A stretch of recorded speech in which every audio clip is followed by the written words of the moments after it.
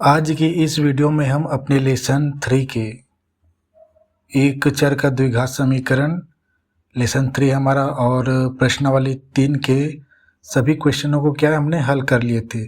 अब उसके उदाहरण में कुछ ऐसे क्वेश्चन हैं जो एग्ज़ाम में आते हैं, ठीक है, कक्षा 10वीं के बोर्ड एग्ज़ाम में आते हैं, तो उसको भी हल करना आवश्यक है और ये कुछ डिफरेंट टाइप के हैं, इसलिए हल कराना ज़रूरी है, ठीक है। मैं प्रत्येक लेसन के जो प्रश्नावली होते हैं उसके ना क्या है ना, सामने में जो एग्जाम्पल दिए होते हैं उन सबको हल भी कराते आ रहा हूँ, ठीक है।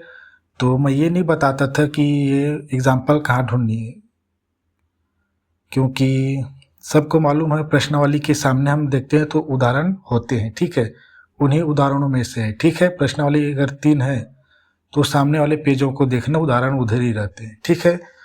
तो कुछ अलग अलग प्रकार के प्रश्न हैं इसको और एग्ज़ाम में आते हैं और इसका आपको आपके पास इसका हल होनी चाहिए, ठीक है, नोट्स होनी चाहिए इसका भी।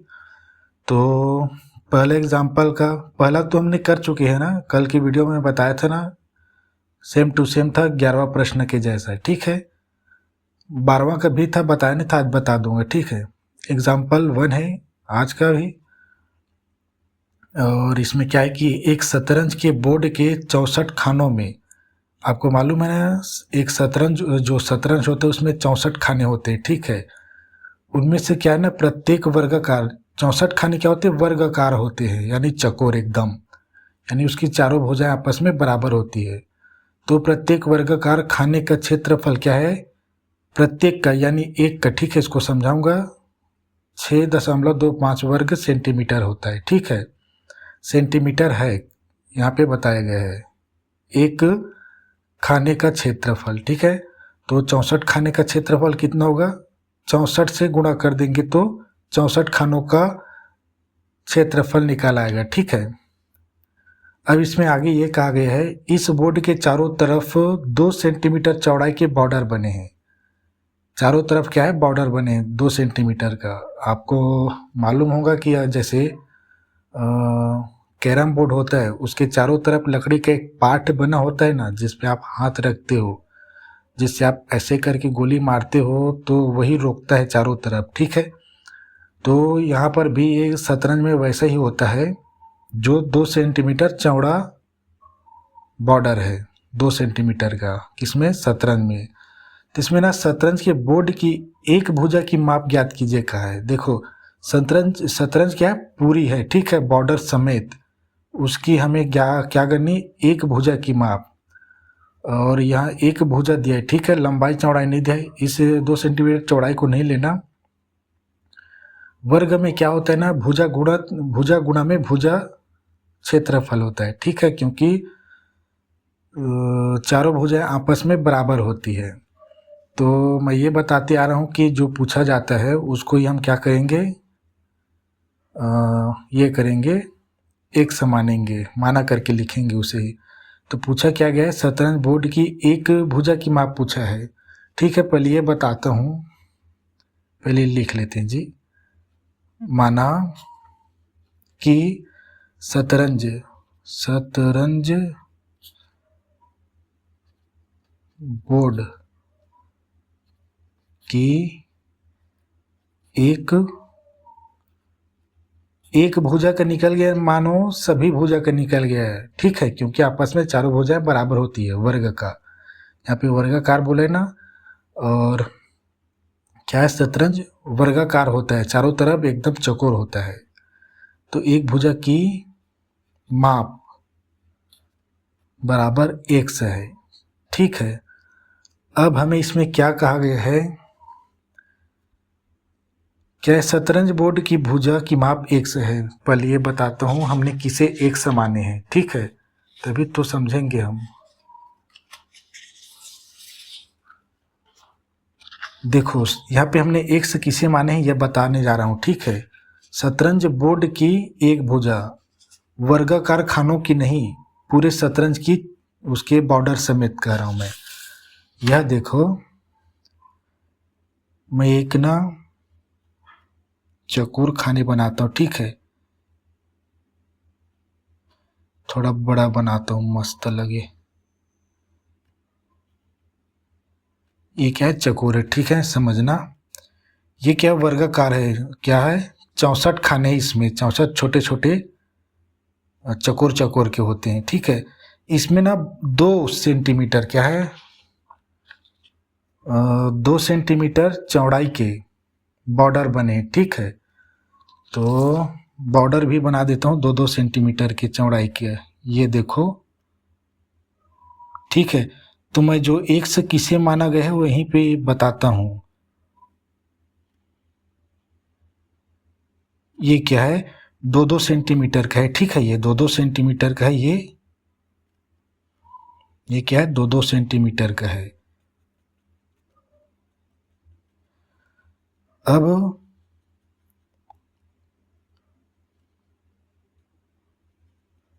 इसको थोड़ा सा अच्छे से बना देता हूँ ताकि समझने में आसानी हो। ऐसे करूँगा तो थोड़ा आसानी से समझ में आएगा, देखना।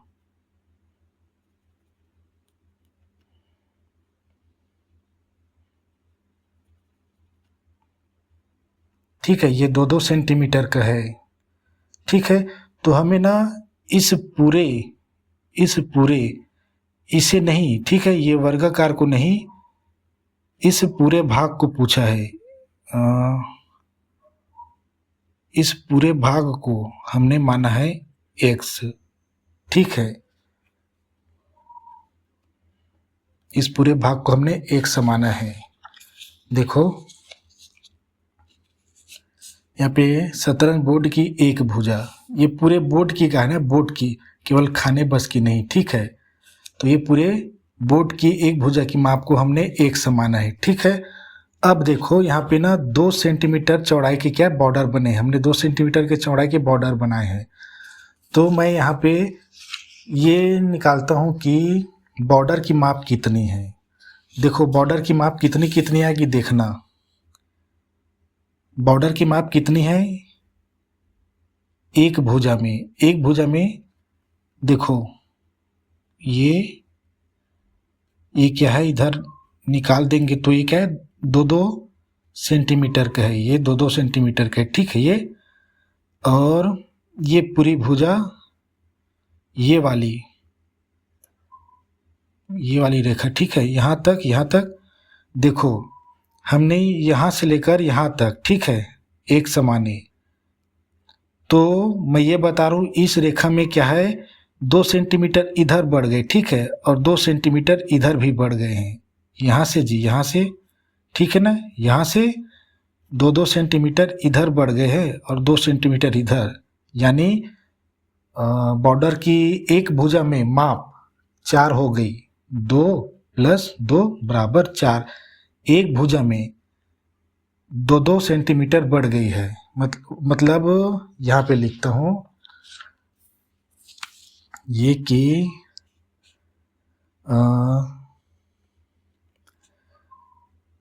चारों, इस बोर्ड के चारों तरफ 2 सेंटीमीटर चौड़ाई के बॉर्डर बने हैं। तो बॉर्डर के 2 सेंटीमीटर के कारण क्या है, एक भुजा की लंबाई 4 सेंटीमीटर बढ़ गई है, ठीक है ना। यहाँ पे 2 इधर प्लस किए 4, ठीक है। तो यहाँ पे हमने एक से माने हैं पूरे बोर्ड को, ठीक है। यहाँ पे देखो पूरे बोर्ड को हमने माने ही पूरे लंबाई को, यहाँ से यहाँ तक x, ठीक है, और केवल इतने को हमने 4 निकाला, ठीक है। तो मैं लिखता हूँ बॉर्डर की माप लिखता हूँ, ठीक है।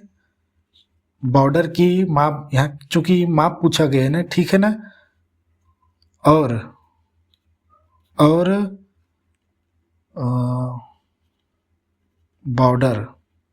बॉर्डर की माप बराबर कितनी, 2 ऊपर बढ़े और 2 नीचे बढ़े हैं, दोनों को जोड़ेंगे तो 4 सेंटीमीटर में है, तो सेंटीमीटर में, ठीक है, ठीक है। तो बॉर्डर की माप कितनी है, 4 है एक भुजा में, ठीक है, ठीक है। ये क्या है, इसमें 4 इसमें लगा हुआ है, यानी जुड़ा हुआ है, ठीक है। ये 4 इसमें जुड़ा हुआ है क्योंकि ये क्या है, पूरी की है, यहाँ से यहाँ तक की है। थोड़ा सा ये हो जाता है, इधर लाता हूँ। x क्या है, ये पूरा का है, ठीक है। और यहाँ तक 2 है, ठीक है।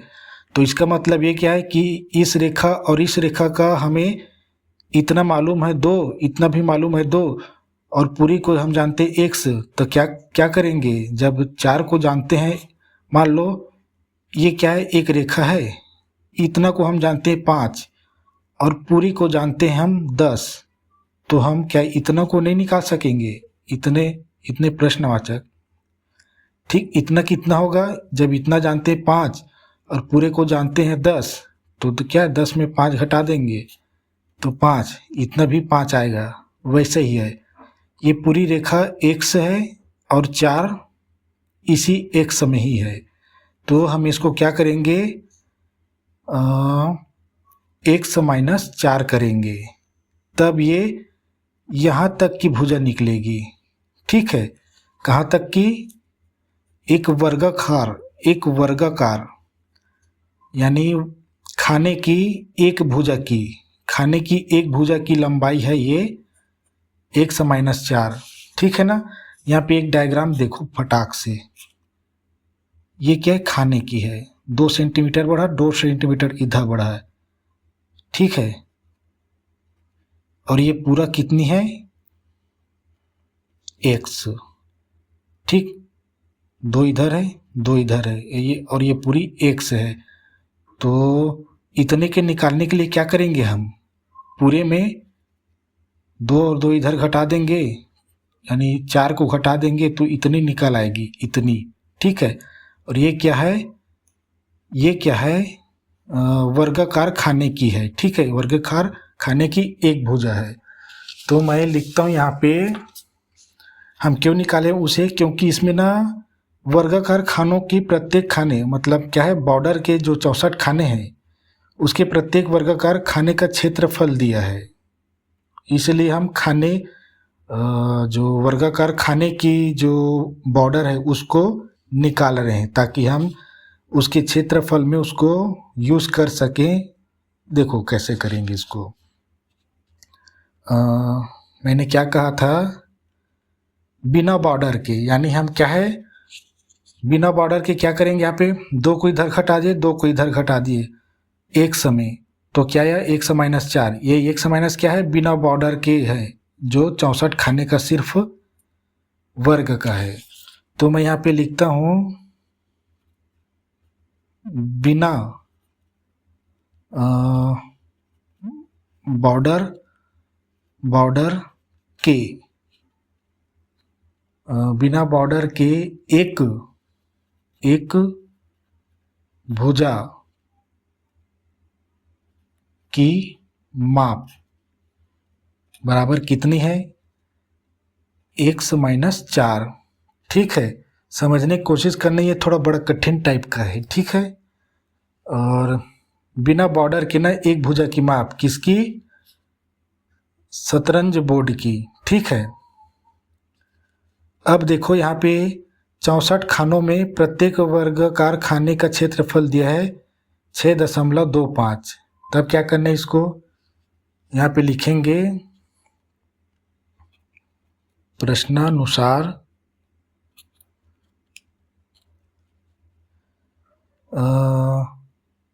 एक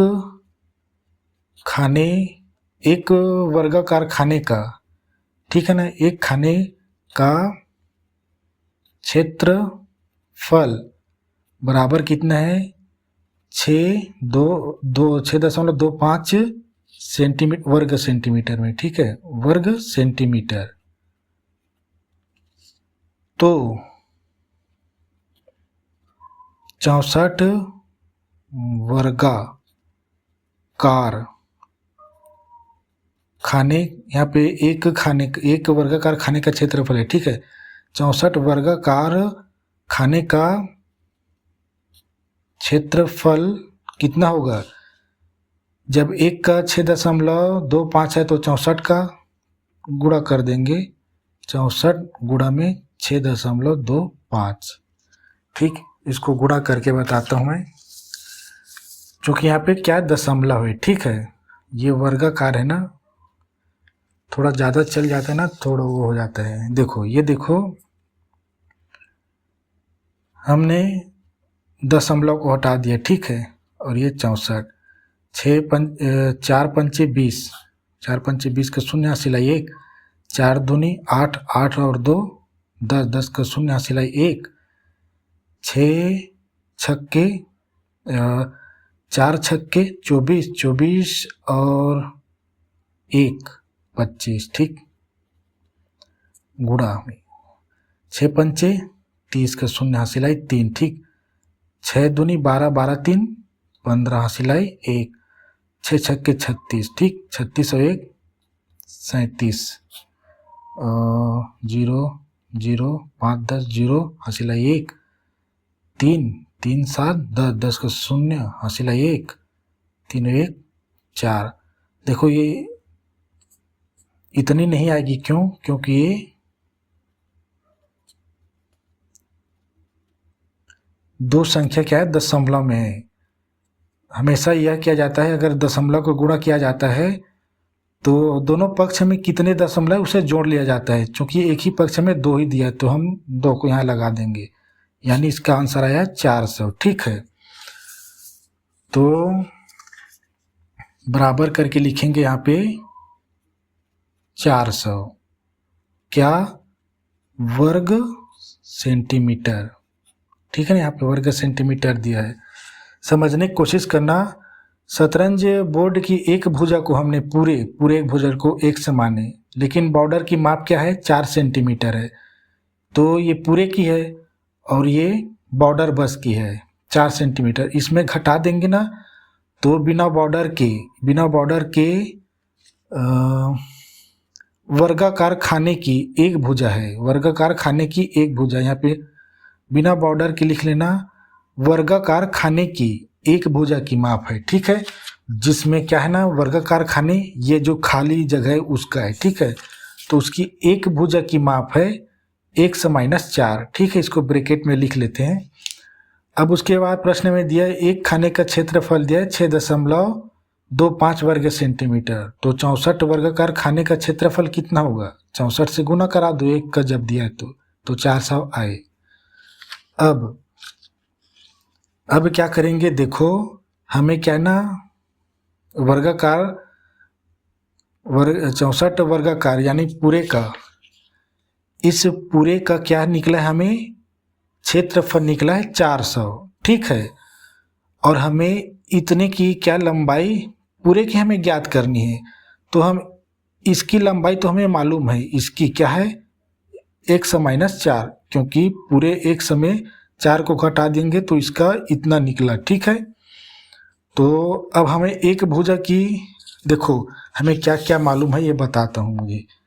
ये क्या है, वर्गाकार खाना है जो 64 है, हमें इसका पूरा 400 क्या निकला क्षेत्रफल। ठीक है, और हमें इस पूरे एक भुजा की, चारों भुजा एकदम बराबर होती है ना पूरे, यानी एक भुजा की हमें प्राप्त है 1 से -4।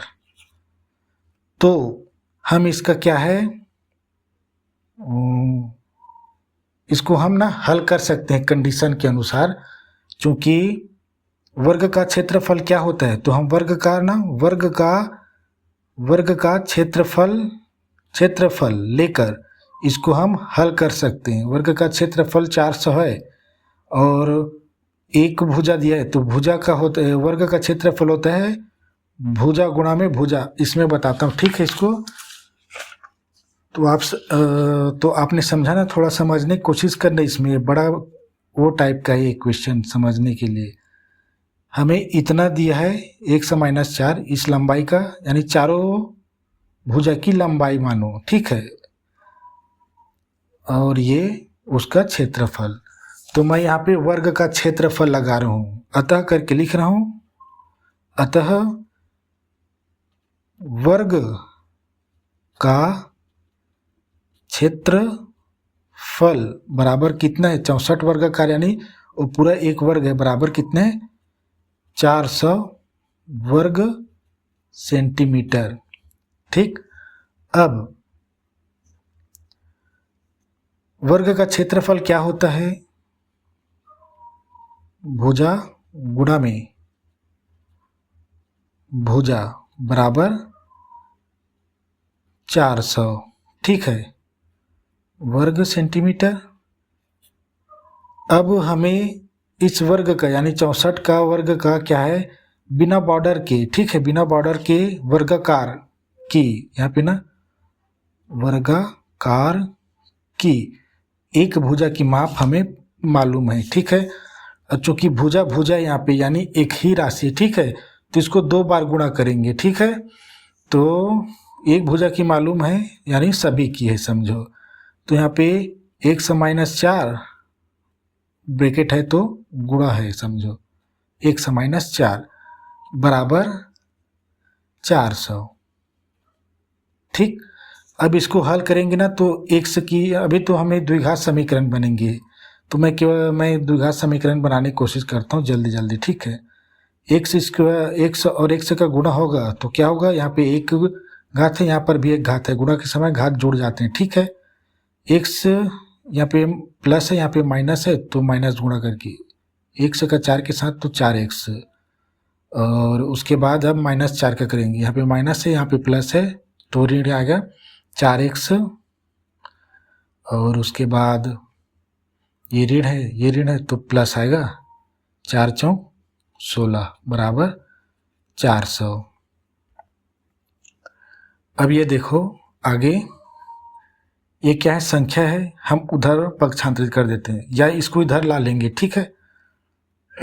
लाना ही पड़ेगा, हम 400 को इधर ला लेते हैं, और यहाँ पे देखो दोनों 4x है और माइनस माइनस है, तो ऋणात्मक ऋणात्मक है तो संख्या आपस में जुड़ जाएंगी, घटेगी ही नहीं भाई, ठीक है। क्यों नहीं घटेगी, क्योंकि ऋणात्मक ऋणात्मक है, ऋणात्मक के समय संख्याएं जुड़ती है लेकिन ऋण लगता है x के x से, ठीक है। ये 4 4 8 संख्या जुड़ती है, ये प्लस है 16, ये 400 है, माइनस कर देते हैं 400 बराबर, माइनस क्यों किए, क्योंकि इधर प्लस में है, 400 को इधर लिए तो यहाँ पे 0, अब इसको घटा देंगे यहाँ पे,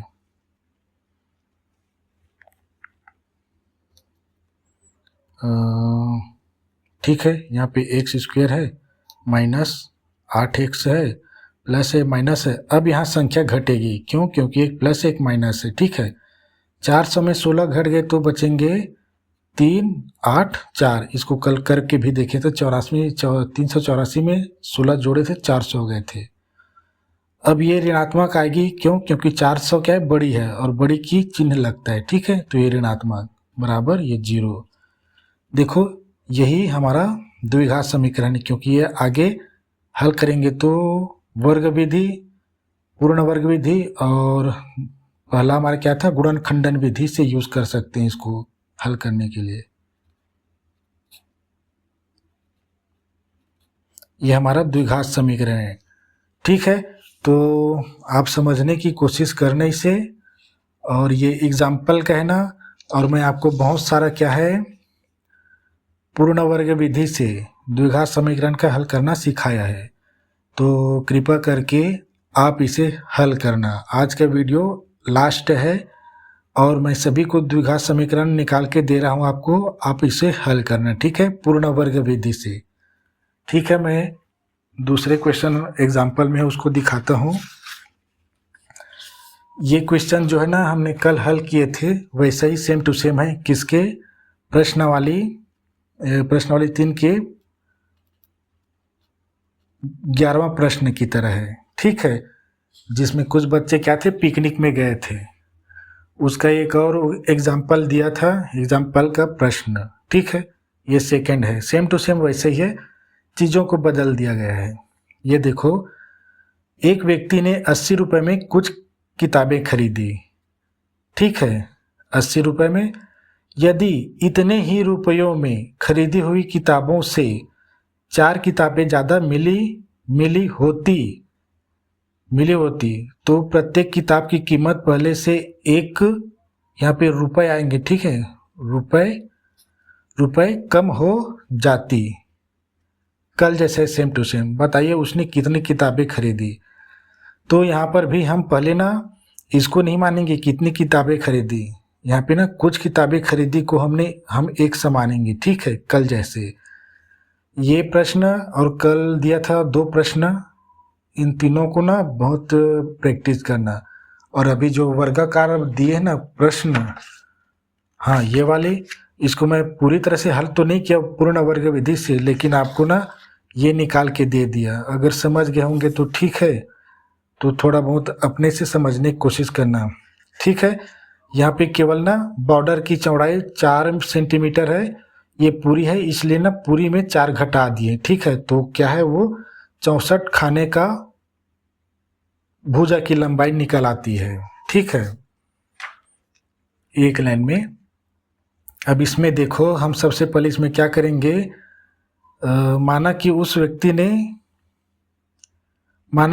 कुछ किताबें खरीदी, माना कि 100 किताबें खरीदी, ठीक है। 100 किताबें कितने में खरीदी, 80 रुपये में, ठीक। 80 रुपये में ही उसने खरीदे नहीं है, यहाँ पे यदि इतने ही रुपयों में खरीदी हुई किताबों से जितनी किताब खरीदी है, 100 किताब खरीदी है, उससे क्या है 4 किताबें ज़्यादा मिली होती, तो प्रत्येक किताब की कीमत किसमें, पहले वाले में, पहले वाले में क्या है, प्रत्येक किताब की कीमत 1 रुपये कम हो जाती पहले वाले में। तो ठीक है, इसको ये मानते हैं, माना कि उसने किताबें खरीदी बराबर कितनी, x। तो इस x कुछ किताबें खरीदी को x माने हैं, तो ये x किताबें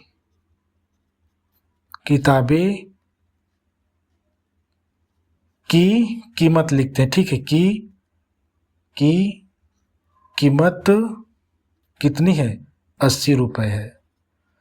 और यहाँ पे देखो प्रत्येक किताब की कीमत का है ना, तो हमें 1 का पात्र बनाना है, 1 के लिए पात्र। तो ठीक है, जब 100 किताब की कीमत 80 है, तो 1 किताब की कीमत कितनी होगी, 80/x, कल जैसे, ठीक है। तो 1 किताब की कीमत बराबर कितनी होगी, 80/x, ठीक है। x चूँकि यहाँ पे क्या है, ठीक है, 80/x रुपये, ठीक है। अब हम यहाँ पे रुपये भी डाल सकते हैं, नहीं डालेंगे तो भी चलेगा। अब दूसरी कंडीशन है, यदि इतने ही रुपए में, 80 रुपये में खरीदी हुई किताब, इसमें खरीदी हुई किताब में 4 किताबें ज़्यादा मिली होती, यानी +4 ज़्यादा मिली होती, ठीक है। तो इतने ही यहाँ पे लिखते हैं। अब क्या करेंगे, 4 किताब ज़्यादा मिली होती तो खरीदी हुई किताबों से, यहाँ पे लिखता हूँ मैं, खरीदी हुई किताब से 4 किताबें ज़्यादा मिली होती, मिली होती, 4 किताबें ज़्यादा मिली होती, तब किताब की संख्या, तब किताब की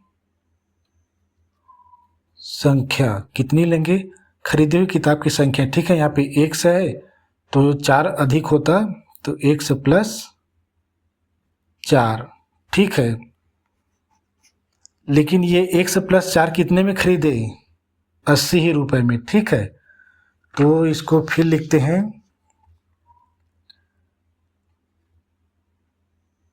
तो 1 + 4 किताबें की कीमत कितनी है, 80 रुपये ही है, ठीक है। तो एक किताब की कीमत कितनी होगी? जब 80 रुपये है और किताबों की संख्या ये है और रुपये ये है, ठीक है, कीमत तो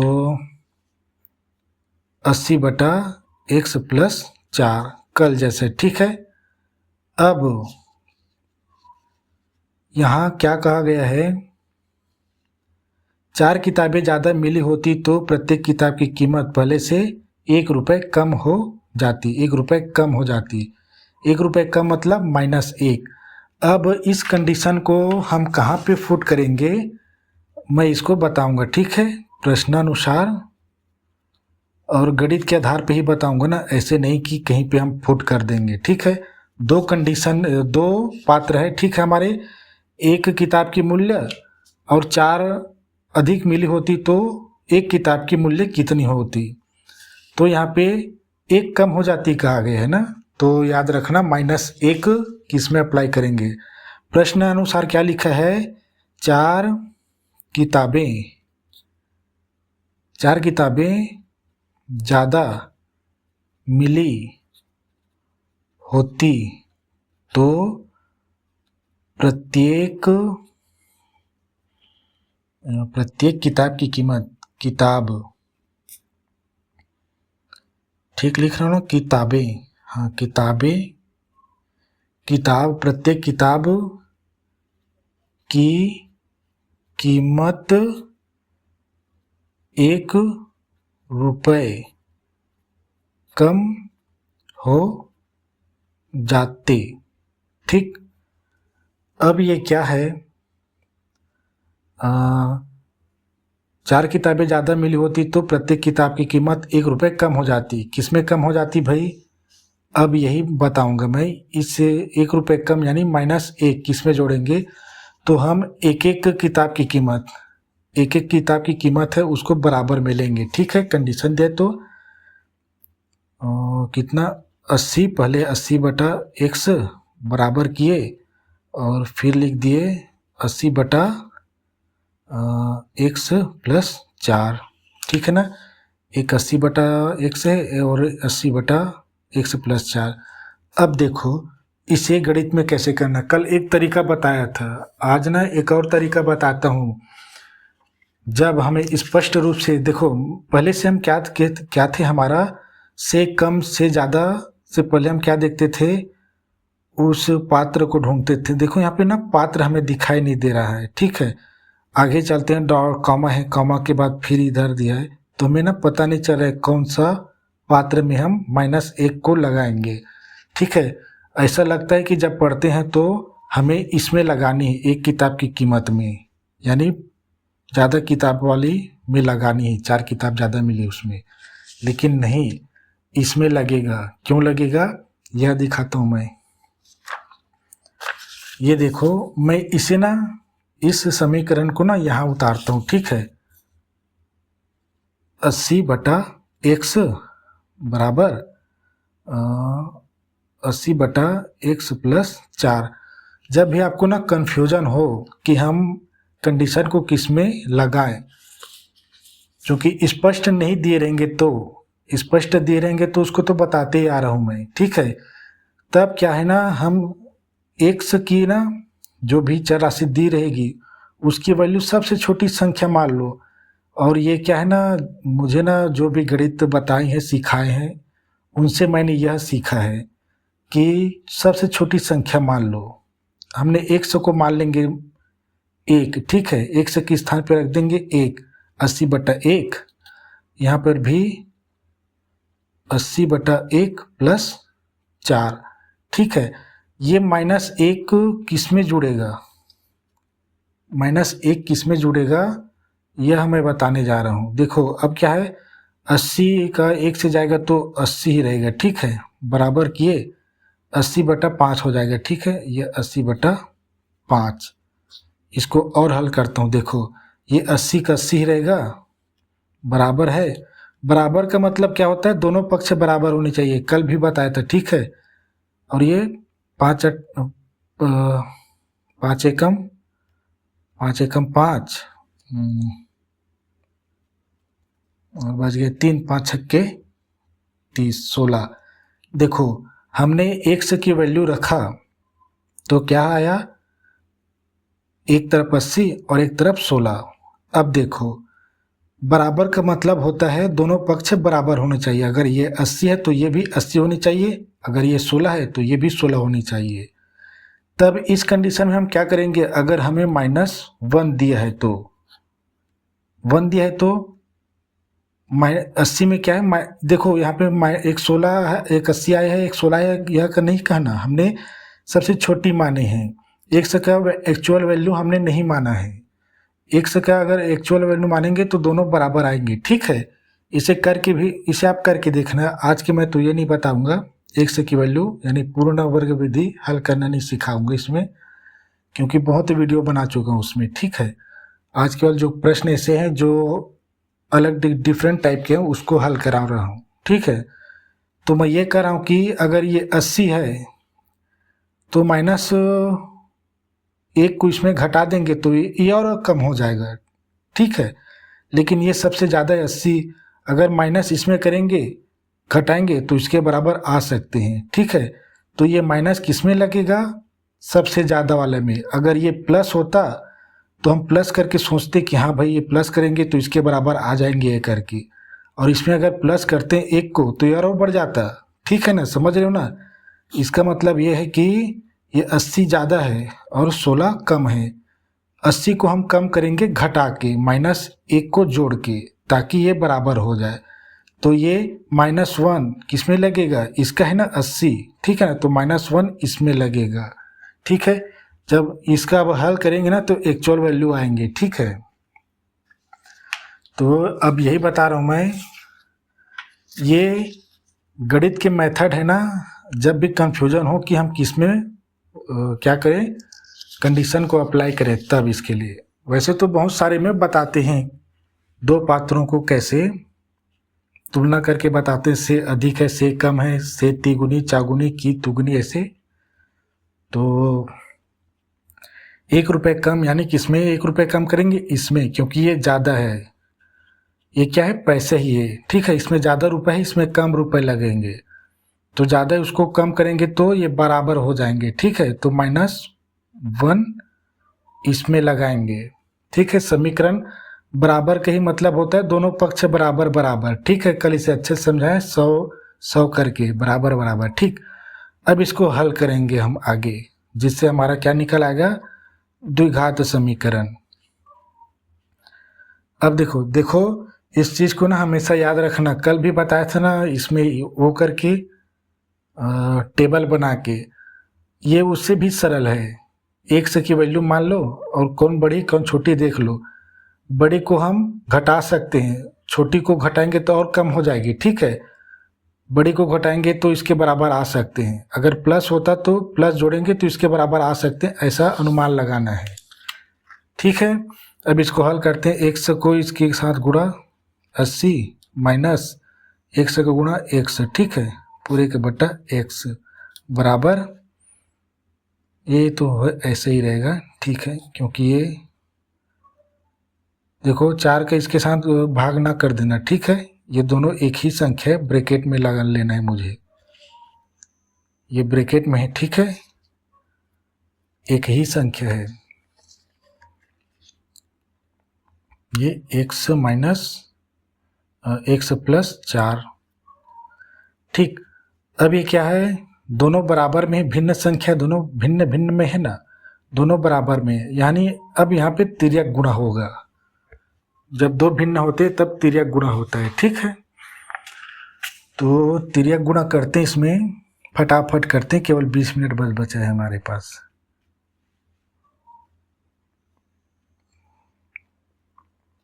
x प्लस 4 इधर ला लिए और इसका गुणा 80 माइनस x बराबर 80 का x के साथ 80x, ठीक है।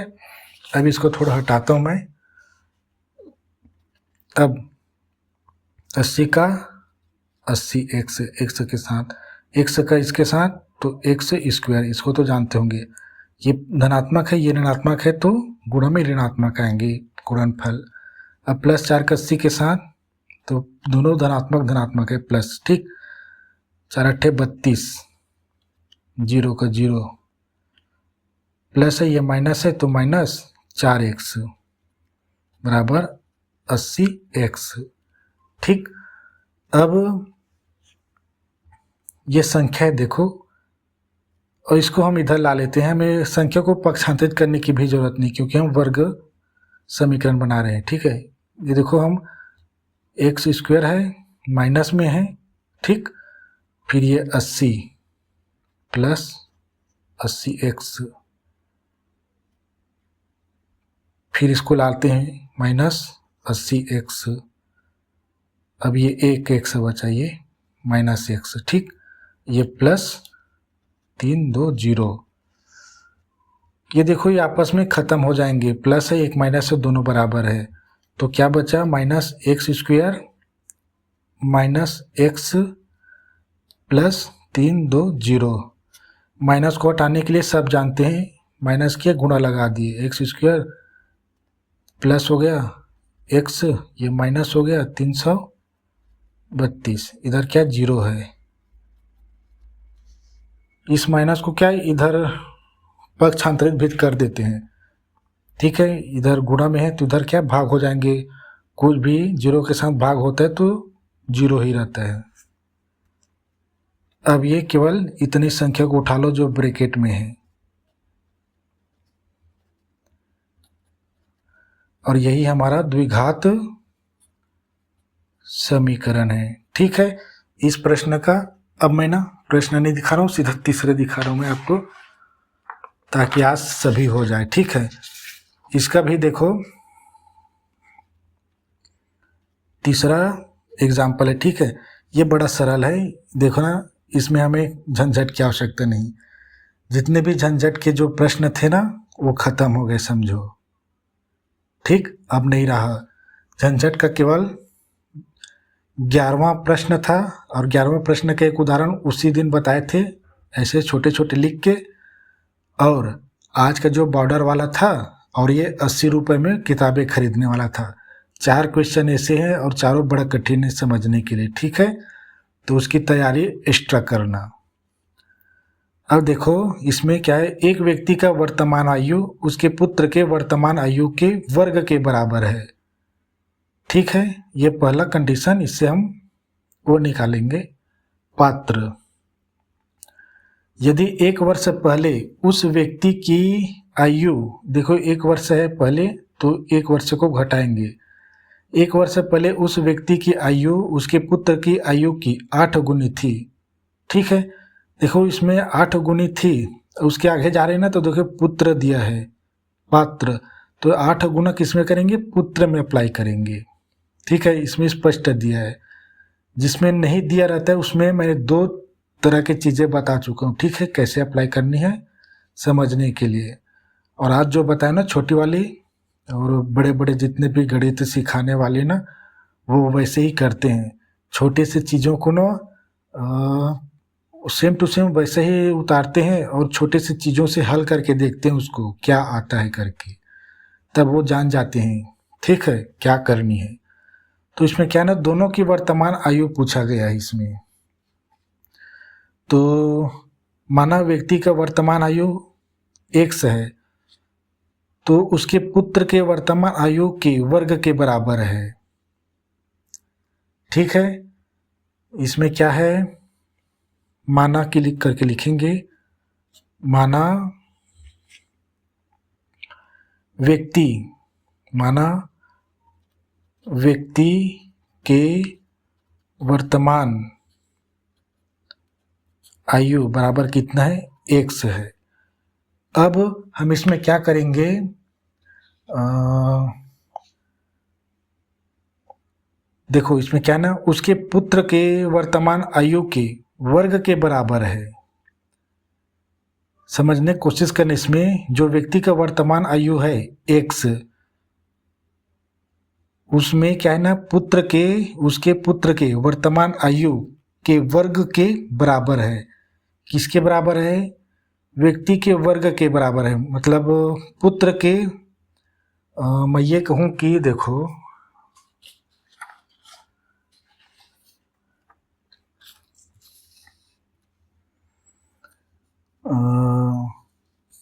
यहाँ पे ना हमने थोड़ा सा ना ये,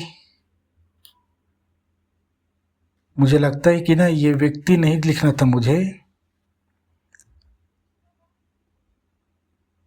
व्यक्ति का वर्तमान आयु क्या वर्ग के बराबर है, ठीक है।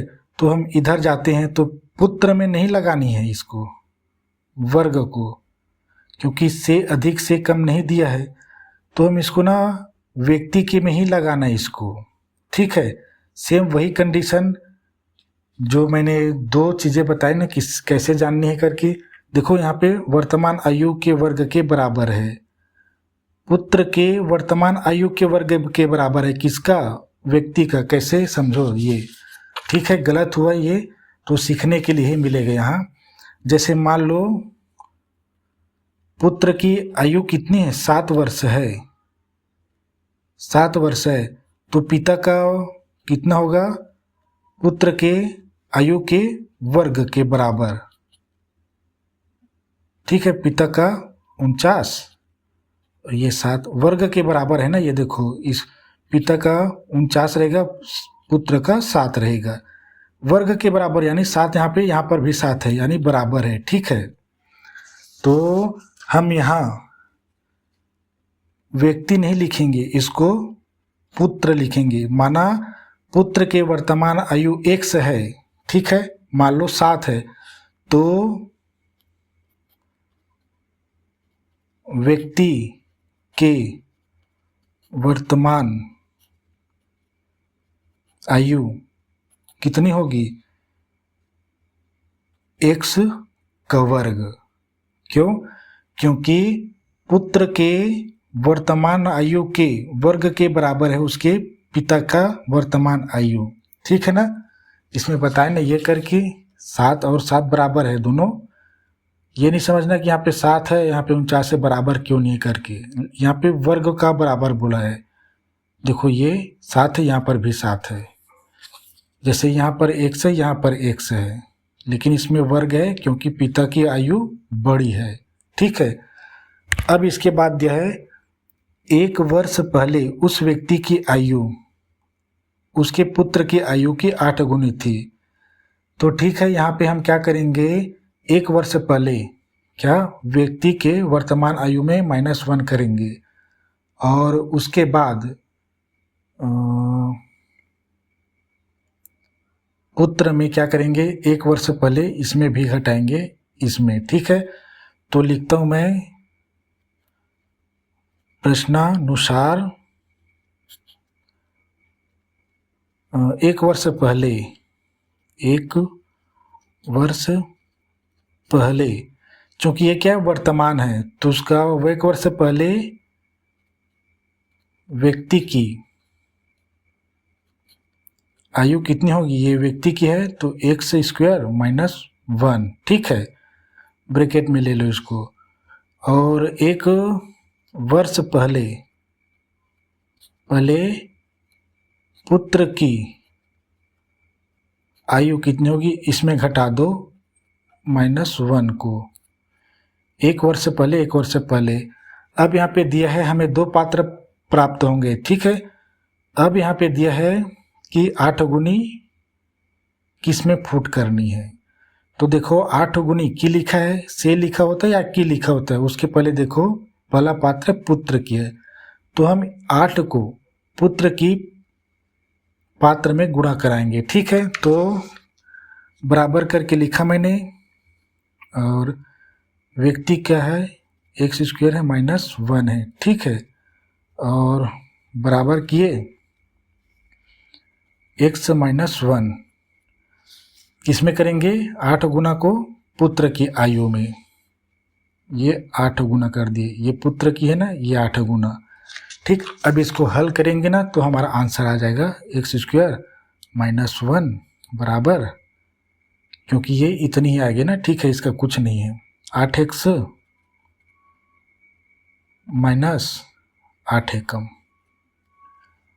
अब सारे चीज़ों को इधर ला लेंगे, इधर केवल 0 रख देंगे, बराबर किए x², ये x को लाएंगे, क्यों लाएंगे, क्योंकि हमारे घात की घटती क्रम में रहेगा। ये -8x, ये -1 है, ये -8 इधर आके प्लस हो जाएंगे। चूँकि ये सारी चीज़ें इधर आ गई तो ये 0 हो गई इधर। अब सिंपल सा हमारा क्या बन गया, वर्गमूल बन गया, वर्गमूल बोलता हूँ, द्विघात समीकरण बन गया। एक्स स्क्वायर ये -8x, एक संख्या धनात्मक एक संख्या ऋणात्मक है तो संख्या घट जाएगी। 8 में 1 गया तो 7, बड़ी है 8 बराबर 0। ये आगे और हल नहीं होगा, यही हमारा द्विघात समीकरण है। ठीक है, इसको आप वर्गमूल पूर्ण वर्ग विधि से हल करना बड़ा आसान है, पूर्ण वर्ग विधि। और ये लास्ट क्वेश्चन है, इसमें आप समझे ना कि समझे कि नहीं समझे। ये देखो डायरेक्ट नहीं, से वर्ग के दिया, के वर्ग के बराबर है। ठीक है, यहाँ पे ये नहीं दिया है, से क्या है, तुलना का निर्माण करता है। के क्या है, तुलना का निर्माण करता है, वर्तमान आयु के वर्ग के बराबर है। ठीक है, तो इस स्थिति में क्या है, मैंने वो 7 का बताए थे ना। ठीक है, इसे याद रखना, इसमें कोई कंफ्यूजन नहीं होनी चाहिए। ठीक है, पुत्र को हम जब उसकी वर्तमान आयु 1 मानेंगे तभी तो उसके पिता के वर्तमान आयु का वर्ग के बराबर होगा। देखो 1 और 1 बराबर है ना, लेकिन पिता बड़ी है तो इसमें वर्ग है। ठीक है, तो ये चौथा क्वेश्चन है ये, और लास्ट है, समझो इसको। इसमें भी कुछ नहीं दिया है।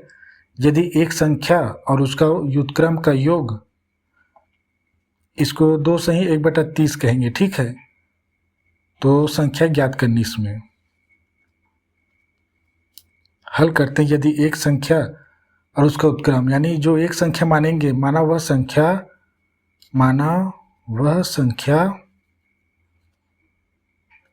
x है, तो x का उसका उत्क्रम, x का व्युत्क्रम मतलब उल्टा कर देते हैं। उल्टा करने के लिए क्या है, अंश हर में ले लेते हैं 1 करके। अब इन दोनों का योग दिया है, दोनों को जोड़ेंगे ना तो इसके बराबर होगा, तब लिखेंगे, तब प्रश्नानुसार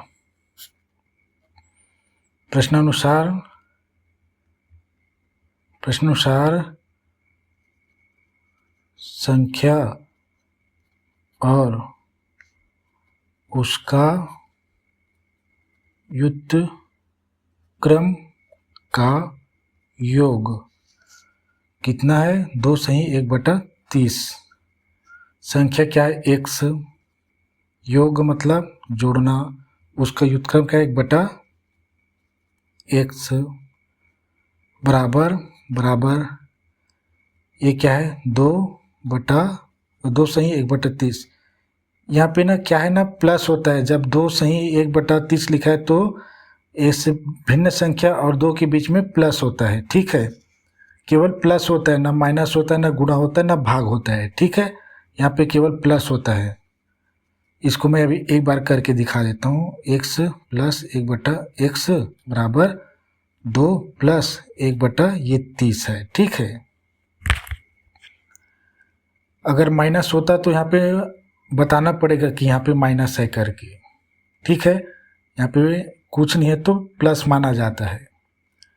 अब इसको देखो, सेम टू सेम है, एक भिन्न है एक पूर्णांक है, एक भिन्न एक पूर्णांक है। हर का इसके साथ गुणा और इसके गुणनफल का इसके साथ जोड़ना होगा। ठीक है, तो x² इसका x² + 1 पूरे का बटा x लेंगे, बराबर 30 दूनी 60 + 1 पूरे का बटा 30। अब ये आगे हल तभी होगा जब हम तिर्यक गुणा करेंगे। तिर्यक गुणा करने के लिए लिखते हैं